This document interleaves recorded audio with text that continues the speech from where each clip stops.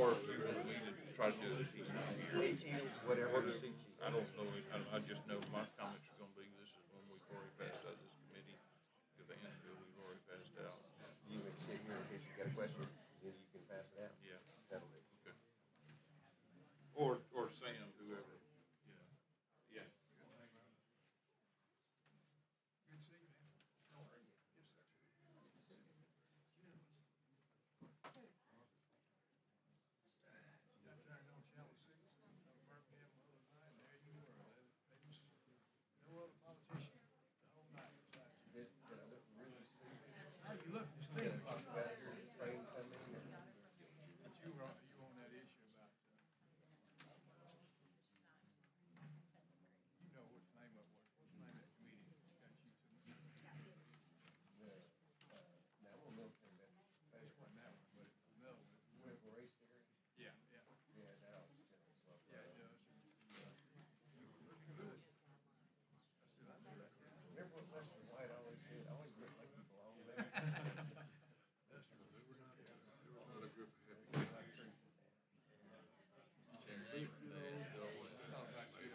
We'll see what happens. You got to work. Your career in the military, you know, bad situation. Actually, Shelby County, but you don't know Bob and Steve located so cool. I'm there, the town of they don't know how to heard anything that went out. My mind. Investigation complete.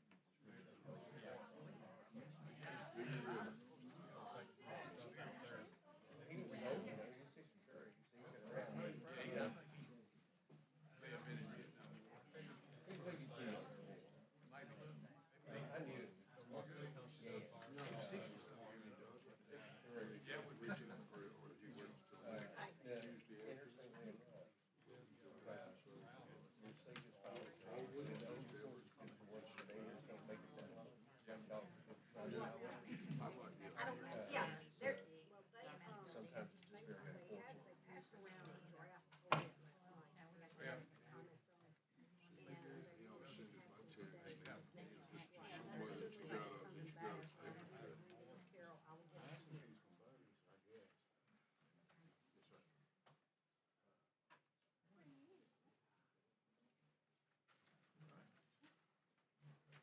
Okay, I'll let you know. I figured out how those meetings get to go. Okay, I'll get on this as soon as I get something. Okay, thanks. Bye.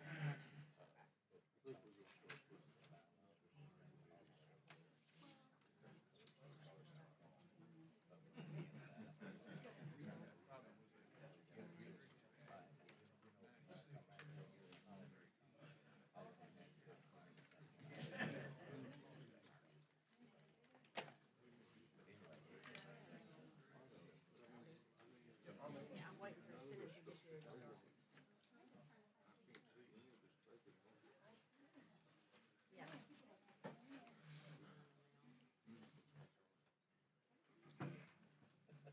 Yeah, whatever y'all decide to do. Then I'll swing by and get it. I thought between y'all and us and Jerry and. It's out of the house. It's out of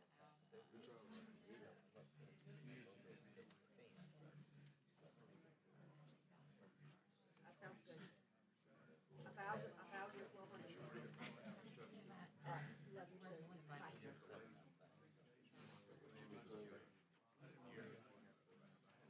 Bye.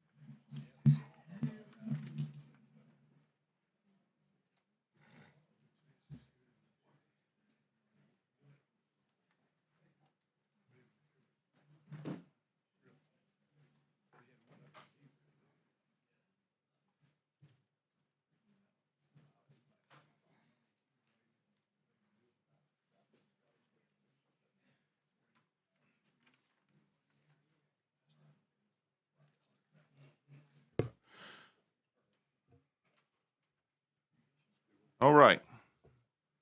8:33. Let's get started. Holly, if you would call the roll for me. Senator Albritton, Senator Bell, Senator Carnley, Senator Coleman Madison, Here. Senator Elliott, Senator Figures, Senator Gavan, Senator Orr, Senator Singleton, Senator Smitherman, Senator Stutz, Senator Weaver, Senator Barfoot. Here. All right. First bill on the calendar today is going to be a bill that I am sponsored, and that is Senate Bill 143 by Senator Barfoot. Senate Bill 143. This is gang legislation that was filed a couple of weeks ago. You might remember it was on the calendar last week. We didn't get an opportunity to get to it. Members have had an opportunity now for a couple of weeks to look through some things. We've had some recent discussions, including with Senator Singleton, and some concerns that are out there. I have told him this morning that we're certainly willing to address those and work with those. Since it's on the calendar for the second time in a row today, I certainly want to have some discussions in here today about that, but it is my intent to try to get this bill moved. We will then continue those discussions before we get on the floor, an opportunity to get this bill in a position to address it on the floor. Let me give you an idea of what this gang bill does. A couple different things. First of all, as it's currently written, if you are proven beyond a reasonable doubt to be a member of a gang and are charged with a Class D felony, that underlying offense, you would be sentenced as like it would be a Class C felony if you're charged with that. If you're proven beyond a reasonable doubt to be a member of a gang in commission of that Class C felony, you'd be sentenced like a B, and so forth and so on. That's number one. The second thing this bill does is, if in furtherance or benefit of a gang you commit any criminal activity and you have a firearm, there is a 5-year mandatory consecutive sentence on there. If you brandish that firearm, and that's defined in current code, if you brandish that, it would be a 7-year consecutive sentence. And then if you use that firearm during the commission of that underlying offense that benefits the gang, there would be a 10-year consecutive sentence. So the third thing that it does is, under current law, there's already mandatory transfer of juveniles age 16 up to the age of majority to circuit court for certain offenses. This would include gang-related offenses to be for a mandatory transfer. So with that, I'd be glad to entertain questions. Senator Singleton. Yes, Mr. Barfoot. Thank you, Mr. Chairman, for allowing us to have this conversation this morning. I just want to, first of all, say that on Monday, I got a call from the AG's office with some concerns, and we set up a meeting yesterday with the Attorney General's office, and I think you understand, and I shared that with you. We went over a series of things that we thought there was some issues with this bill. First of all, starting with the definition of what is a gang. And this bill begins by defining certain terms such as a gang and gang members. The definition of gang includes a series of identifying criteria that an individual must meet in order to be identified as a gang member. And those things are being identified as a gang member by your parent, number one. Being identified a gang member by a documented, reliable informant, 2. And being identified by a gang member unreliable informant, which I have a problem with, and having a tattoo, which is not illegal to have a tattoo, is used by a gang, and associating with one who is a known gang member. As the chairman talked about, it does enhance these penalties, and there's also criminal penalties for individuals who are knowingly possess and use to carry as a firearm, as the chairman say. We have asked and discussed with the Attorney General office, instead of the language for the purpose of benefiting the gang, the bill should clearly define the crimes that are intended and be targeted, okay? And making these changes will remove petty theft and property crime, because what I don't want to see is somebody go steal a $1,000 TV.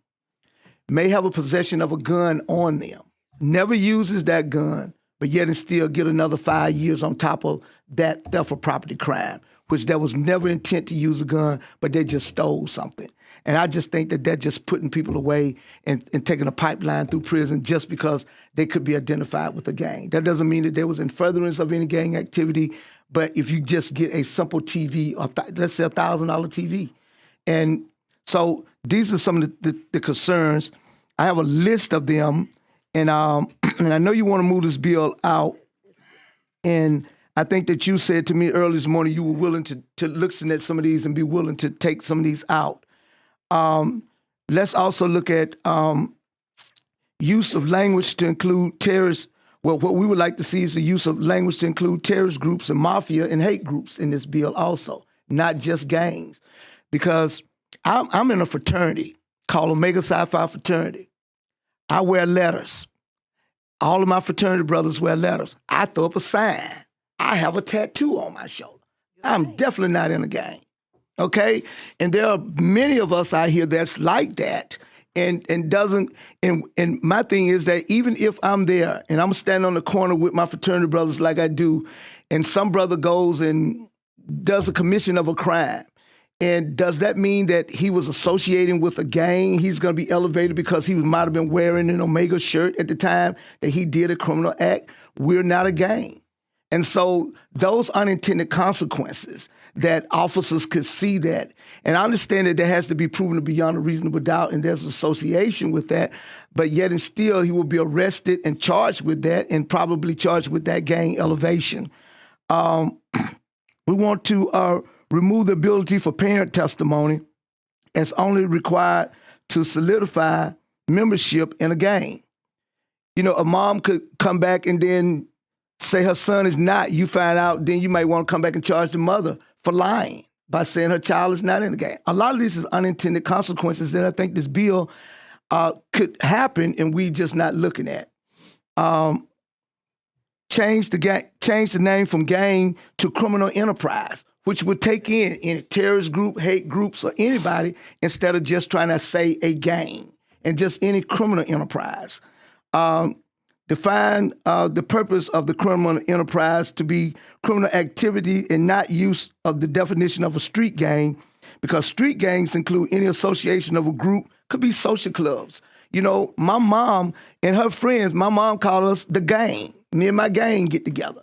And people utilize the word gang and so frivolously that, you know, we don't know who is in a gang or not. But I understand where you're going with this, and I want to get these criminals off the street, but I just don't want all these unintended consequences.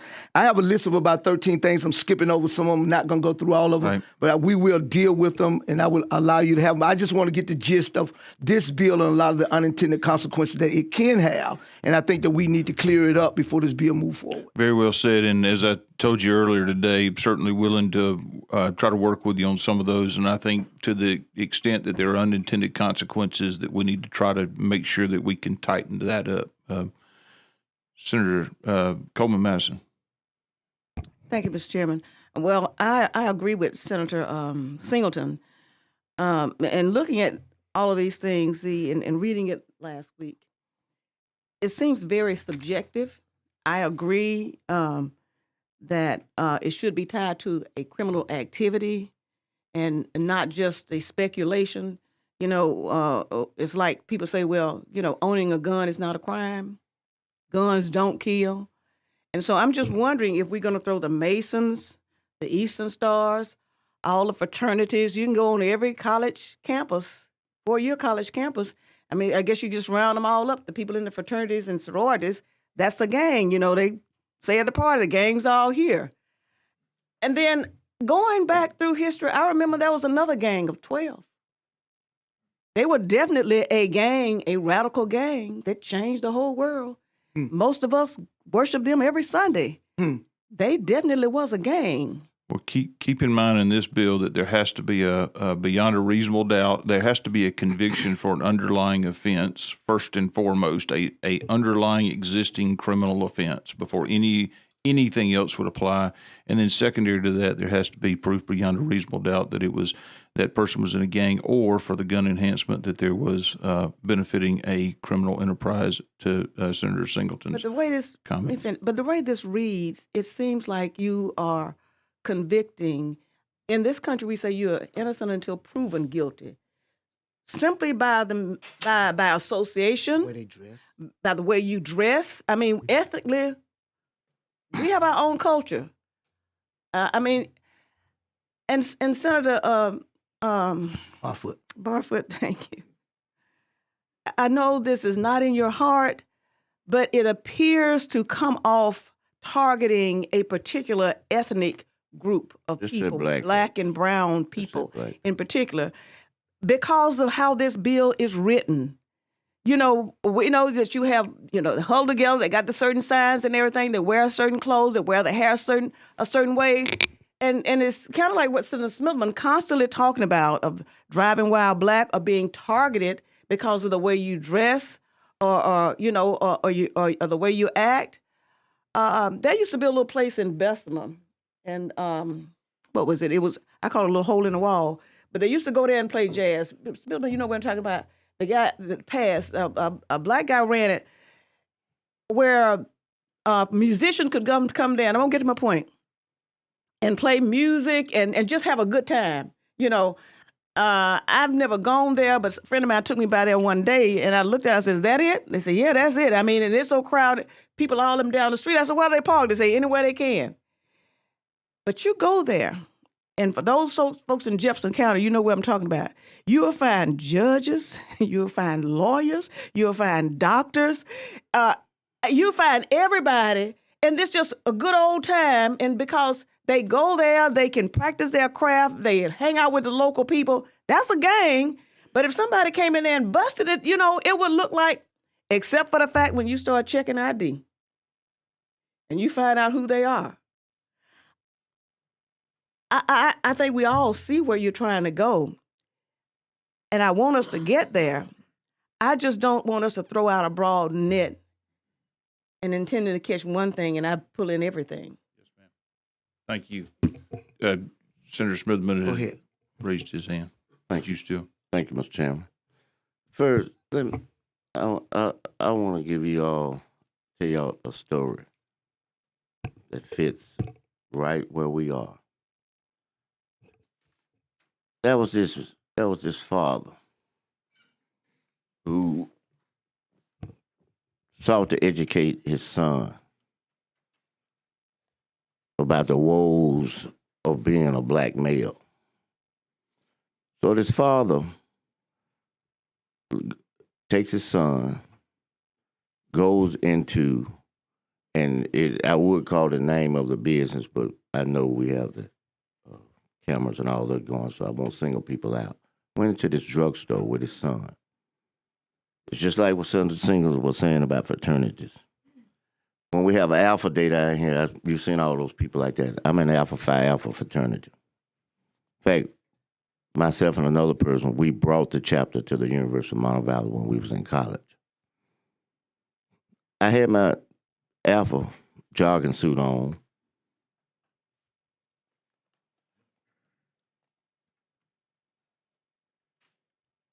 I had these on, my black Ray-Bans. I think everybody in the legislature know I wear a hat.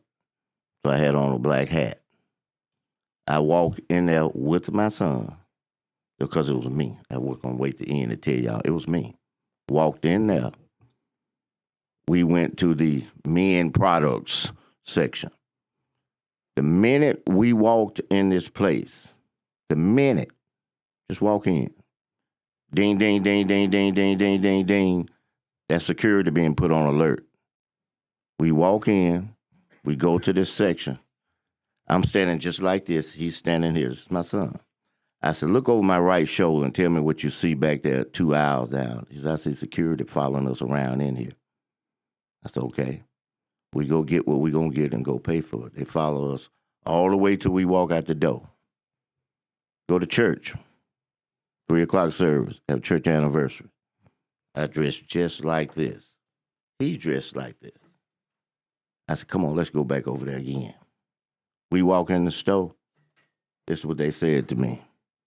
They said, "Hey, Senator Smillerman, how you doing?" No ding dings, no nothing.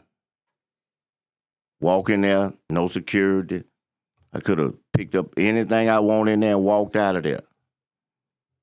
That's the problem with this bill. That's the problem. See, you all ain't never been black. You ain't never been black. I ain't talking about I know how it is and I got friends, I see TV experience, I went to high school. You never lived the life of a black person. This morning, I left the hotel, came down the road. Police picked me up. 3 cars in front of me. This morning, 3 cars in front of me. They peel off down there by the motor pool. Police behind me. Just paces the distance that I am. Then when he got to the end and saw me turn, come in there, then he kept going. He said, "Oh, that's a senator." That's the problem with this. That's the problem with this bill, is that you cannot allow a person who is not legally trained, like you, me, to sit out there and make a call on whether they see 3 people over there and that's a game. That's what you're doing. You're allowing somebody who just because they got a uniform on, may not, they don't have the legal training to understand all these proponents and all of that. They gonna go in they look classes and they gonna say, when you see this, that means that that's a game. That's the problem that we faced in the 60s. That's why we had all that about jobs. I don't know if y'all remember that. We did all that in there since the Singer brought a bill of trying to, that you don't go back, because so many of those people have been charged for protesting and rioting that they had, and no kind of nothing whatsoever. But they had records because of the judgment of somebody who is not legally trained decide to charge them. I hear what the sponsor said. Well, it's got to be some underlying thing. We talking about folks getting charged on the front end. We talking about folks who can't afford lawyers, so now they got to take the public defender. We're talking about somebody who, because they don't have the money, the only way out is a best interest plea on something that they are not really guilty, not even guilty of. They don't have the money. Can't afford lawyers. Senator Smithman, let me say this as it relates to public defenders. There are some very good public defenders out there. I've done some of that work. You've done some of that work. I understand your concerns, but again, I go back to there has to be an underlying criminal act. It's not just because you're in a gang that there's a criminal charge against you. If there is an underlying criminal charge, and that's proven beyond a reasonable doubt, then these what we would call enhancements would apply. If you could, yes, sir. Go ahead. We'll give you just a few more minutes. Now, I know you cut me off already, so no, I stopped because you're the chairman. I understand, and I appreciate. I wasn't through. I understand, and I'm going to give you a few more minutes. You certainly have some things that you want to say, and I certainly want to hear those. I think the members of the committee want to hear those. I just would urge you to, if you can, there's some other bills, and I don't want to delay the other work. We're going to continue to have these conversations on this bill. As I know you came in just a minute late or so, but we did have some conversations before we got in here about the need to continue to work on this bill as it goes forward. Mr. Chairman. Yes, sir. It ain't a bill on him more important than this one to me. This is talking about taking a whole race of people and throwing them in a whole nother category. That's what we're doing. The rest of this stuff is not more important than the lives of. Can I finish? You can, but I'm if you don't want me to say nothing, Mr. Chairman, I'll stop. No, sir. I want stop. you to. You telling me that I can't say anything else? I'll stop. No, I don't. I'm not saying that. I'm not saying that. I'm just simply saying this that is it not has nothing something to little do to flake with off. race. I saw, and I'm just gonna say this him when he was talking about something else, and I ain't gonna say nothing. I saw a smirk in this room, a smirk when he talking about black people and the impact that it's gonna have, because you don't understand. Some folks don't give a crap, but some folks don't understand. They don't understand at all. And I saw it in here. I saw a smirk. And I ain't gonna say nobody's name, but I saw it. because they know what they complaining about. That kind of attitude. You know, this ain't no big deal. No, it ain't no big deal if you ain't been a victim of it, if you don't live it, if you don't face it every day. It ain't crap to nobody. But the people who live this, it is. I live it. I live this life. My family lives this life. We have to face the same stuff every day. It don't matter about titles. Don't matter what. I ain't nothing but another black man when I'm thrown out there with all the rest of them people that you see out there. If they don't know I do this, I ain't nothing special. Nothing. I'm just another black man. I wish I could use the N-word because that's what they think. Now that's a fact. You know, we want to sit back on some prestige. You've got to get the folks that are doing this here. Yeah. We all want to get the right people, but we don't want to be thrown in no net. We don't want to be thrown in no net that all black folks are the same damn way. We don't want to do that. And that's what this does. It allows that discretion. It puts 101.5 million people at a parade. It puts them out there. And that's what we talking about. That's what he's talking about. Some damn criteria that won't throw everybody out there in a net. This here means more to me than anything I can think of because it affects me. It affects my family. It affects my grandkids. It affects them.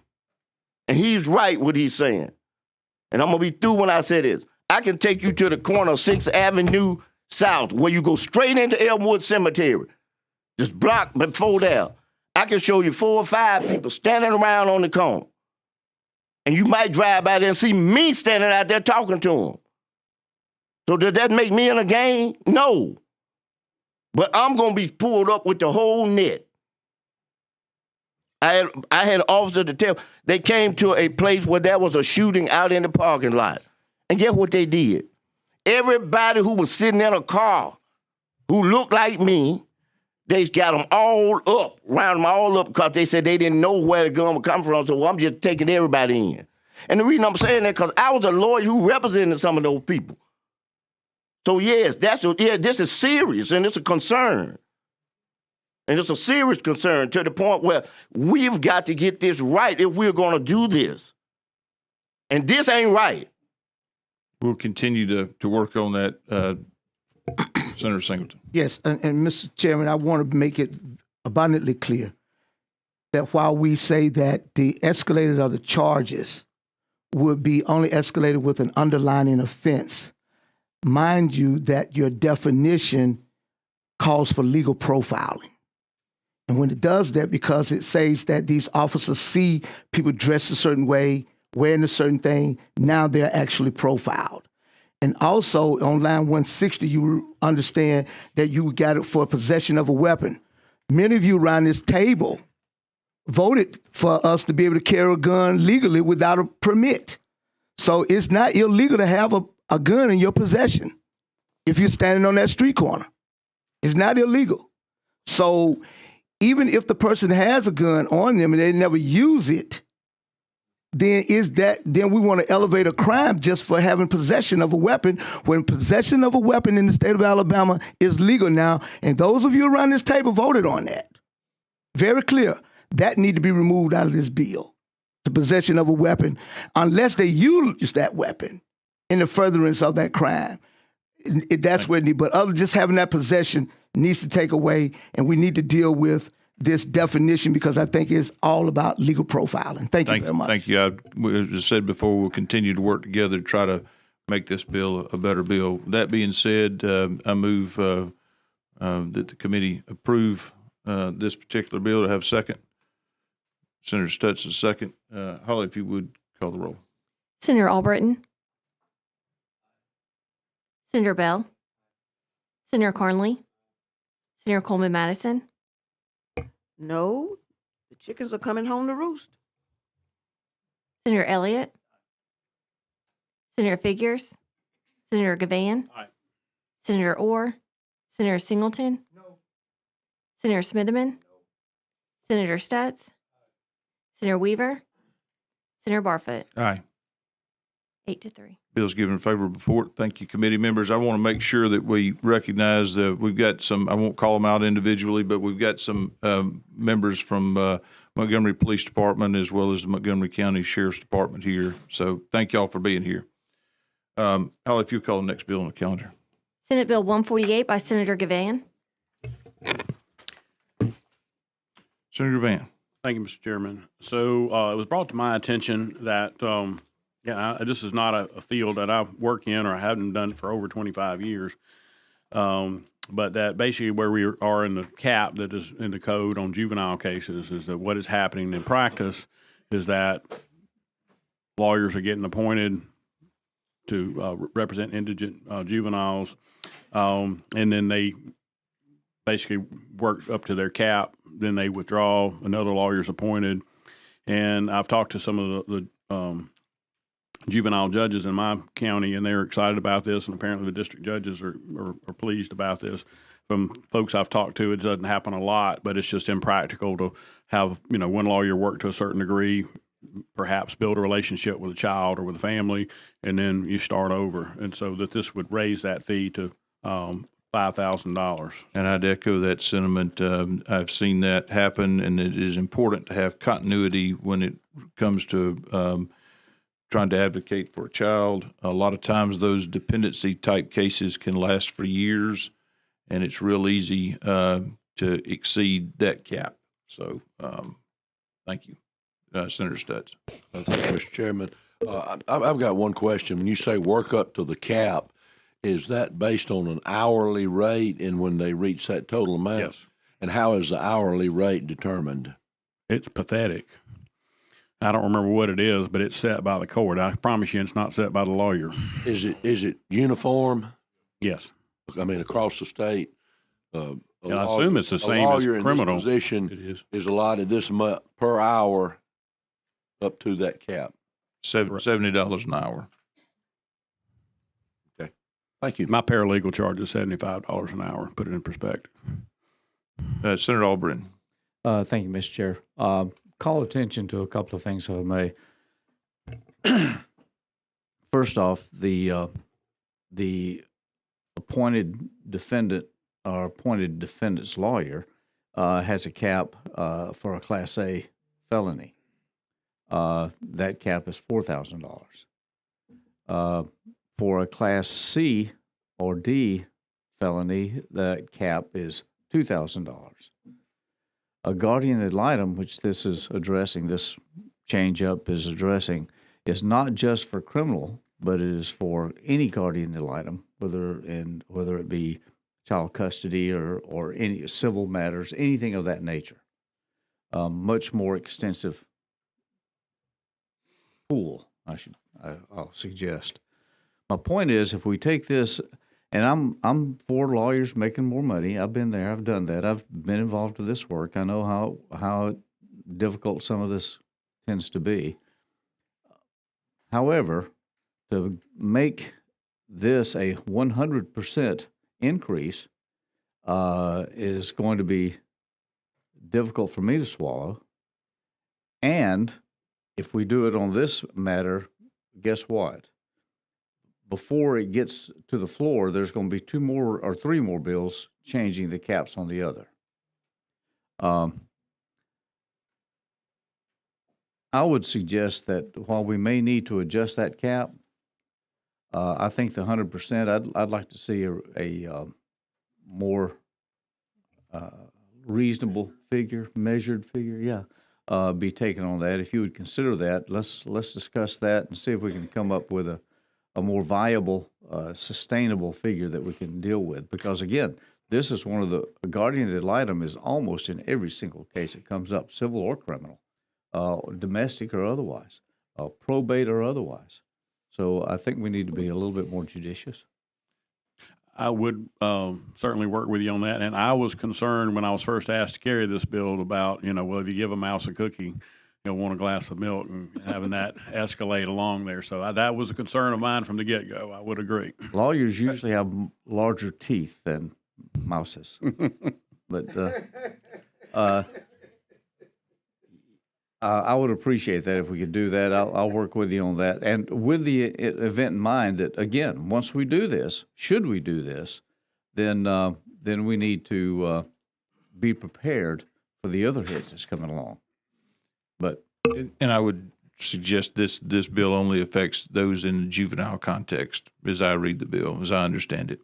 So, I think it's in a list of others, though. That's what it's concerned. exactly, it's in a list of others that's there, and also it mentions the guardian ad litem, which is again all encompassing.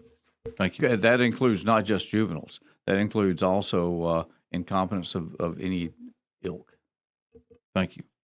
Senator Coleman Madison, you had a comment? Yes, sir. Question? Thank you, Mr. Chairman. Senator Gavan, have we made a comparison of what other states charge along the line in our area, say the southeastern area? Well, how does this compare? Be interesting to find out where we are on that spectrum. All right, members, any other comments or questions? Have a motion for a favorable report, and I'll second that. Holly, if you would call a long roll for us. Senator Albritton, With my most illustrious reservation, aye. Senator Bell, Senator Carnley, Senator Coleman Madison, Senator Elliott, Senator Figures, Senator Gavan, Senator Orr, Senator Singleton, Senator Smitherman, Senator Stutz, Senator Weaver, Senator Barfoot. Aye. Bill's given favorable report.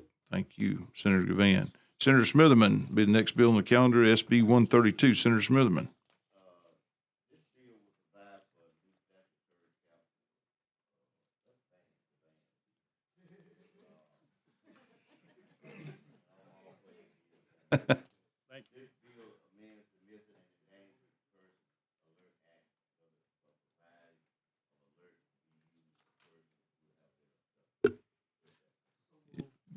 Got a Second. first and Second. have a second by Senator Bell. First was by Senator Singleton. Any opposition using previous roll? Hearing none, bill's given favorable report. Thank you, Senator Smitherman. Next bill on the calendar is SB 204 by Senator Gavan. Senator Gavan. What this does is apparently the chair of the Joint Legislative Council is charged with bringing this bill each year, and it just basically is blessing, adding to the code what we passed last year and in the special session, and makes a few technical corrections. Move for favorable. Got a motion for favorable by Senator Albritton, and second by Senator Carnley. Any opposition using previous roll? Hearing none, bill's given favorable report. Thank you, Senator Gavan.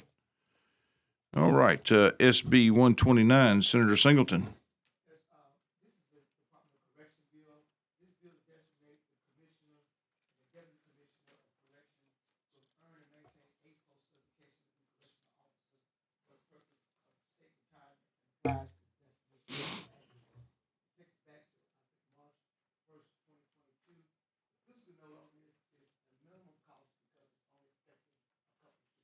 Right, very well received. Thought it was a good deal. Got a motion for approval by Senator Coleman Madison, second by Senator Weaver. Any opposition to using previous roll? Hearing none. Thank you. Bill's given a favorable report. Thank you. Next on the agenda is HB 162. We have this Representative Oliver's bill. Did you want to present that, Senator Van? I think this bill is. I don't know if Representative Oliver has anything to add. I know my counterpart to this is up in Health Committee in the House in just a little bit, but we passed it. We passed it here, and so I would move favorable report. All right. Any have a motion for favorable by Senator Van, second by Senator Bell. Any discussion? Any opposition to using previous roll? Hearing none, that bill is given a favorable report. Thank you, Representative Oliver. Thank you, Senator Gavan. All right, next bill on the calendar, I believe, is going to be HB 144 by Representative Hill. Representative Hill, welcome to the Senate version of your Judiciary Committee. Well, it's a joy to be here, and it's good to see y'all have the same spirited discussions we do. You know, Senator Singleton, having dealt with you so many years. Don't date me now. There's some things you like to forget, I think. Ladies and gentlemen, we use interpreters in the court system.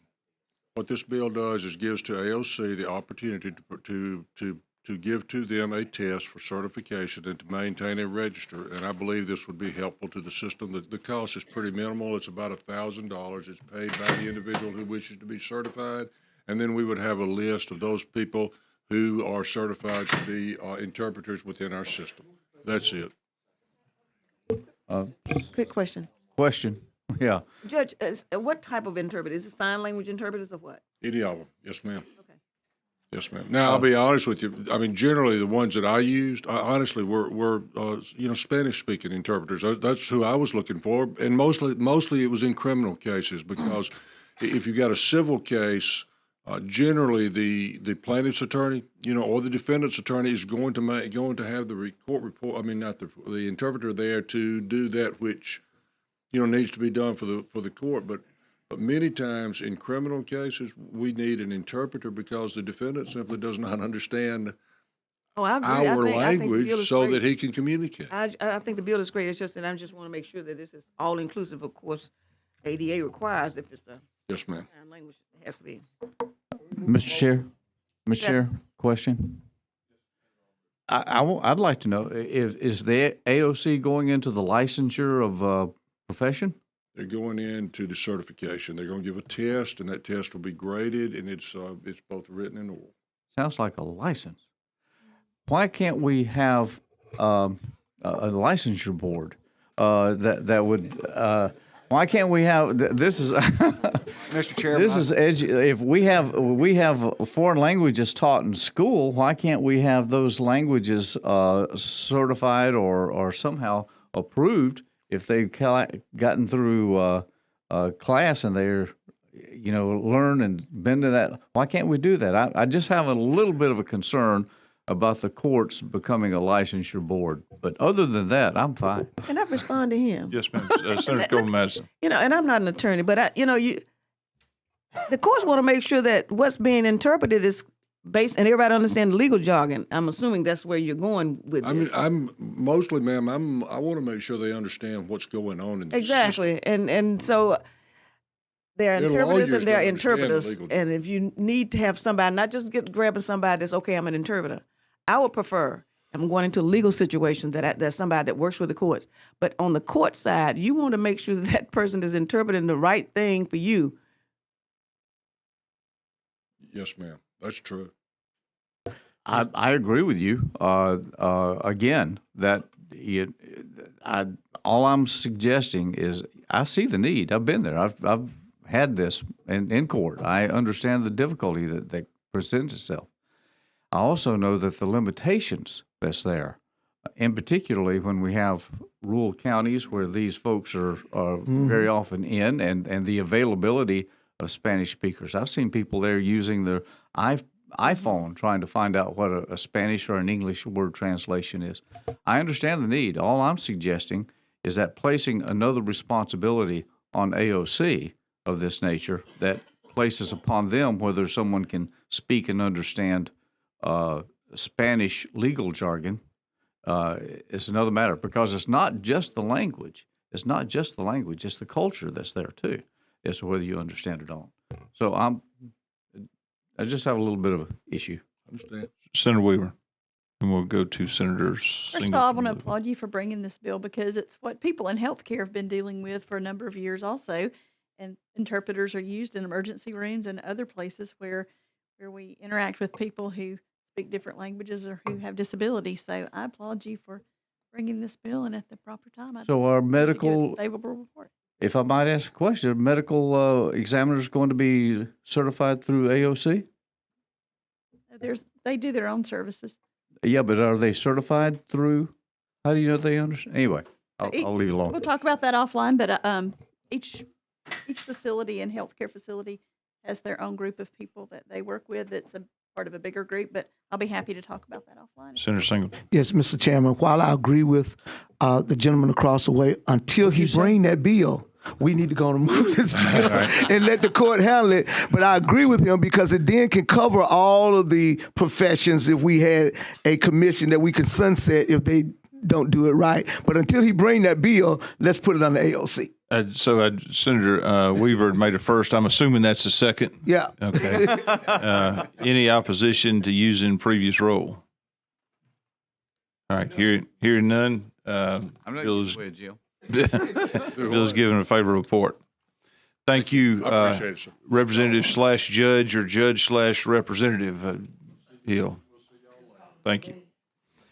All right, next bill on the calendar is SB 153. This is a bill that I had last year. You may remember this bill. It got out of the Senate, came through Judiciary, got out of the Senate on the floor, went to Judiciary in the House, was given a favorable report there, and then last day of the session did not make it through.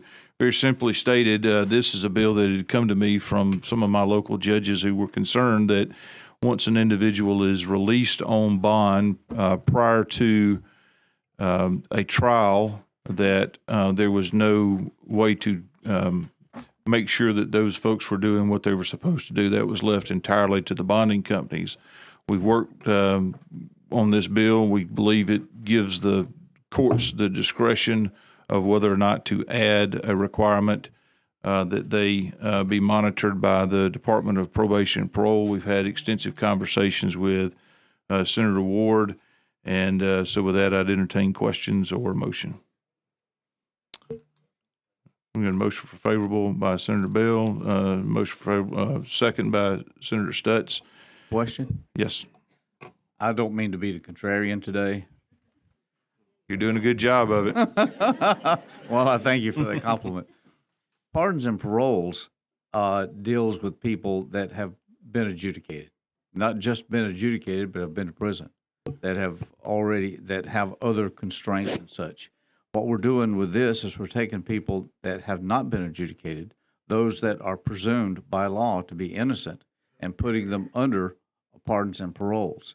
I see some difficulties there when someone has been arrested and on bond, but is given, and according to what this bill proposes, is a great deal of leeway to the pardons and paroles to adopt any rules that they choose, and constraint or controls. I'm concerned about that. I think we're mixing the presumption and eliminating the presumption too often, too closely to that. I know that we need to have, there's probably something that we need to deal with that, but I would sure prefer that to be in the local sheriffs and local police officers' hands rather than pardons and paroles. That's just me. I understand. Thank you. And again, it's not mandatory. There is judicial discretion there, and it is just simply a potential, condition of their bond once they're out pending trial. Senator Bell. To address I think it's already being done in a lot of counties throughout the state by judicial order from the presiding judge in the certain circuits. And I've used it also where a person got a very high bond or did a no bond and use that as a way to get my client out that's under the drug testing for them and different things of that nature. Because a lot of circuits are already using it anyway without this bill. But if the judge has a concern, he has the discretion to put him in jail. I agree. Thank you. Senator Smithman. I concur with Senator Albritton, what he's saying. I got a couple. And no, you're absolutely right. And I've made this statement 3 other times in 30 years, including the immigration bill. Well, I said that 25, Senator Beeson will tell you, 25 out of 23 were going to be declared unconstitutional. They was.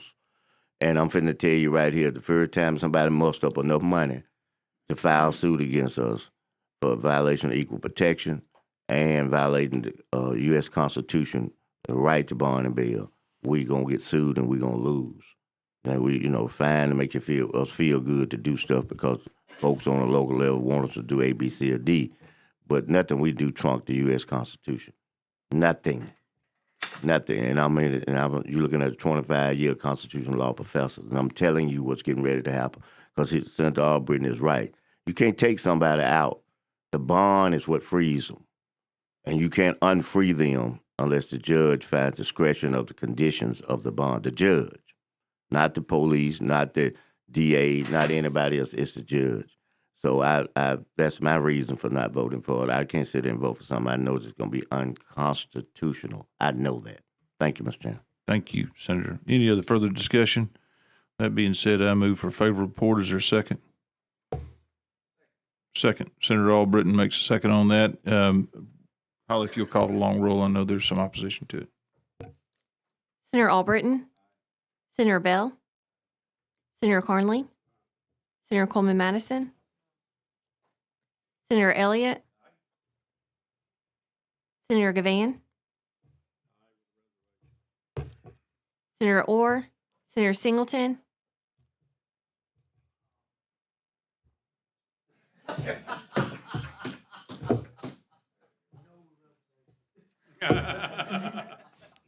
Senator Smitherman, Senator Stutz, Senator Weaver,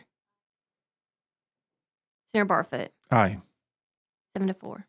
Bill's given favorable report, 7-4. Thank you so much. Mr. So Chairman. you'll, yes, ma'am. Okay. Senator Coleman Madison. Just very quickly, just a point of personal preference. I carried over Senate Bill 106. I meant to say that, and I apologize that you're right. It was on the agenda, and Yes. at your request, we carried But I that do over. want to explain to members the intent of the bill. You know, the intent is to capture those people. We have had various people come before us wanting bills because somebody got let out, and we keep passing one bill individually. This is an intent. For instance, oftentimes police departments don't talk to each other, especially if you're in another county. But a person might have committed another crime. You may be held somewhere else, and it's time for you to get out. But if there's no database that you can check to find out, to notify the other people, say, hey, we got so-and-so, we see you got a warrant out for him, he's here.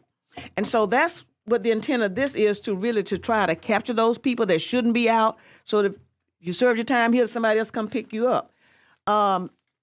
And talking with the people in the municipal court system, they say they're already doing this. I don't understand how. So I'm putting this out. I want to bring it back, and maybe you all can tell me what is the problem. If they are entering this, you all know more than I do about it because you deal with it. Why are they not receiving it, or what is the problem? Where is the glitch? Because I would say, in the spirit of what you're trying to accomplish, I agree with you wholeheartedly. I think, and I've represented individuals who may have been in DOC custody, who were released, had a warrant maybe at the municipal or county level from 5 years ago, and then I am making a speedy trial argument because they've been in contact with law enforcement and those warrants have not been served on them. So I agree there needs to be more communication between the DOC, law enforcement communities, cities, counties, municipalities, because there are a lot of folks who have outstanding warrants and have never been served with those, may not even know that those exist. So I agree with the intent of what you're trying to accomplish. Well, we got a crack in the system right now. It's getting bigger, so I'm just trying to figure out, y'all can help me. Anybody got something want to bring? How can we close it? Thank you. Senator Weaver had a comment, question. Senator Coleman Madison, I want to applaud you for bringing this bill, because it's a concept that I've been thinking about for about a year, trying to figure out how we do this, because in the situation that I had in my district with the Deputy Brad Johnson issue, things like this came to light of communities, cities, state. They're not talking to each other. And I applaud you for bringing this. I fully support the intent and would love to work with you on this. Intent is good, but pass something that feels good and sounds good, but if it doesn't work, and that's my whole intent, it's got to work. Senator Bell. And I think part of it may also be in municipal side, is if DOC has the inmate, there's no mechanism for them to go to the DOC and transport that person for municipal court. Most of the municipalities can't afford to do it anyway. And I think that's a big part of the problem, is they know they're in prison, but the ability to go get them from a facility, house them for municipal court, and take them back, very few of our municipal courts have that ability. And I think that's the biggest part of the problem, is financial resources with law enforcement. And if we're to have somebody that can go pick them up from prison, bring them to court, and you never know, they may be housed in the other side of the state, and that causes a hardship on that department, that local municipal department. Good comments. All right. Any other comments? If not, meeting is adjourned. Thank you so much, members.